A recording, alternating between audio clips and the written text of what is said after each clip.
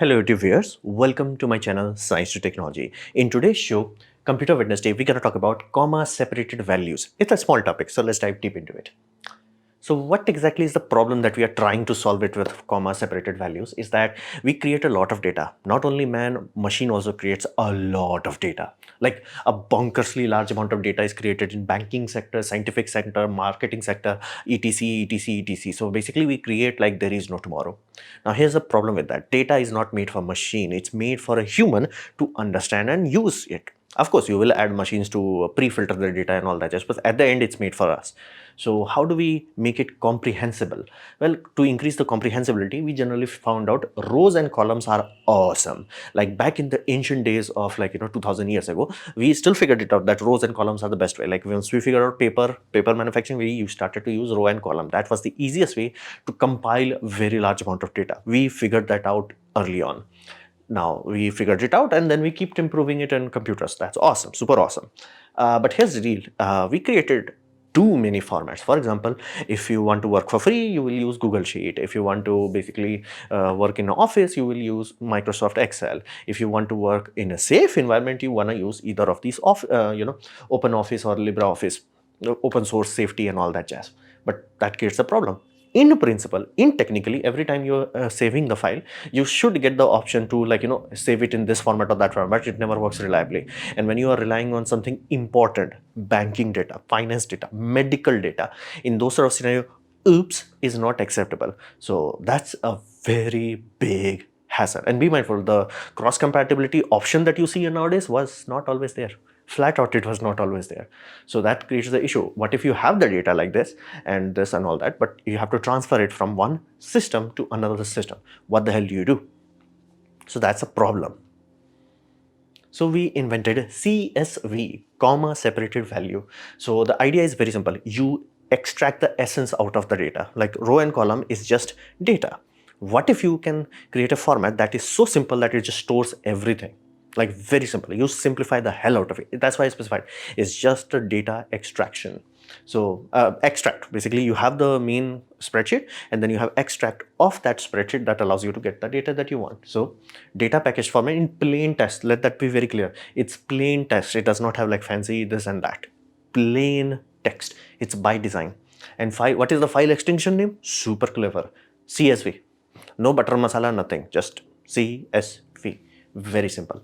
Now, what does it allow? It allows you to cross transfer data between multiple spreadsheet applications, heck, even multiple programs, specifically important for people dealing with databases and all that jazz. So you can write something like testing, date, name, age, job, earnings, hopes and dreams, and blah, blah, blah, blah, whatever you can, it will just make one data. And be mindful, it's not actually like this. It's one long string. It's for our convenience that software folds it. So it's very simple, very elegant use of system. Of course, it has its own coding where it has like this logo, this comma, this question mark means this things. There is a lookup table, so to say, and then voila, you can compact gigabytes of CSV data, basically gigabytes of spreadsheet data into CSV, and that will be interoperable by everything. Like if there is an application that does not read CSV, it's supposed, like of course, Photoshop not supposed to read CSV, but if it's a data packaging software where it's supposed to deal with CSV, it will deal with CSV, and likelihood of corruption and error is negligible, and you will not have to worry about is it compatible or not, and it works across everything, even versus old versions of software to new versions of software. Like it's surprisingly good. Like very clever use of it. Like simple text, comma, separated value. Done, go home. Don't think too much about it. It's like sometimes we forget like more complexity equals bad things. That's why we have law of engineering. Complexity is the enemy of reliability. So what about the history? And this is where it gets even more interesting. This puppy was created before there was quote unquote computers. This puppy was from 1972. Let that sink in. Like back in the days of IBM Daddy, this puppy was created. And the name that we call it now, CSV, that puppy was in 1983. Damn, this is old. And standardization, so now everybody uses it. That happened in 2005. So from a computer's point of view, surprisingly wise people back in these days when this was a computer that I have no idea, and this looks like a computer, and I really like control data. I'm like, damn, you want to make sure that it's control data.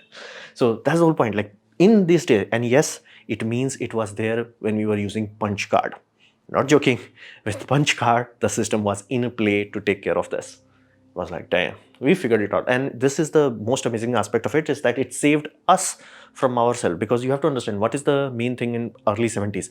There is no standardization. There is no nothing. There is no Ethernet. There is no fiber net. There's nothing. Like flat out, everything is being laid out. Consequence, everything is what we call boutique. IBM systems, boutique. Everybody else, Sun Microsystems and all that, everything is boutique.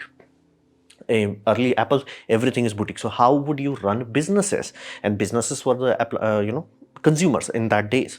So CSV saved us all, and we kept improving it. That was the most amazing aspect of it. We kept improving it, kept adding functions to it. Heck, the latest I have seen is in 2014, IETF is the department that's responsible for complicated data transfers. They published a new referendum, so to say, RFC 711, basically standards that keeps getting updated. How we have USB forum that keeps updating USB, same thing is happening with CSV. So it's surprisingly mind-boggling that we figured this problem out so long ago. Like USB took some time, but this was like, bro, I got this. This was data USB before USB. So it was mind-bogglingly awesome that we sorted this puppy so early on. We don't even think about it. That's how awesome this is. That's the mark of an awesome thing. You don't think about it. So what about the uses? Like, do a normal human uses it? Practically speaking, directly yes, or indirectly definitely yes. There is no middle ground here. So scientific instrument, if your life ever gets affected by scientific thing, I can guarantee you there was CSV used in one supply chain or another, or all of them. Like, it's not optional, it's guaranteed. Then we come to database management. You used internet recently? Yeah, all of it. All your data, text, all the jazz. How do you think it's stored?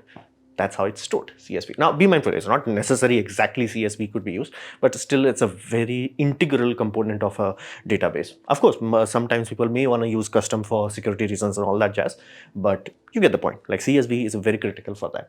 Contact managers, this was the most frustrating aspect of basically early mobile phones. It's like inherently you should be able to transfer complex data like from mobile phones to mobile phones without the issue. You should not need Apple services or Samsung services or Google services to port it. But it does not work that way, because even though in principle all contact importer and exporter are supposed to use CSV, the producers did not use it, meaning Samsung will save it in custom format rather than CSV, and all other phones also did that. So that's a very big hassle. But in industrial grade and enterprise and office work, this is a background technology. Basically there they do not tamper with it. Data import and export, everything relies on it. Businesses and finance, I recently opened up some applications, and from last year I'm trying to create a much more mature money stance in my life, because I'm poor. So I'm like, hey, I get monthly what you call bank statements. Now my bank is really bad, so it only gives me PDFs. Now if you have bit better bank, it will give you Excel sheet. If your bank is really good, it's going to give you CSV. Now, like, why the heck a spreadsheet is like worse than CSV? Well, spreadsheet will have format limitation. Company cannot just give you all formats.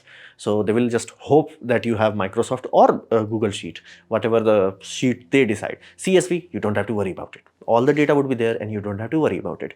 So that's the use of it. Every Tom, Dick and Harry either gets directly affected by it or directly is using it. So, and it's genuinely awesome technology that it just works.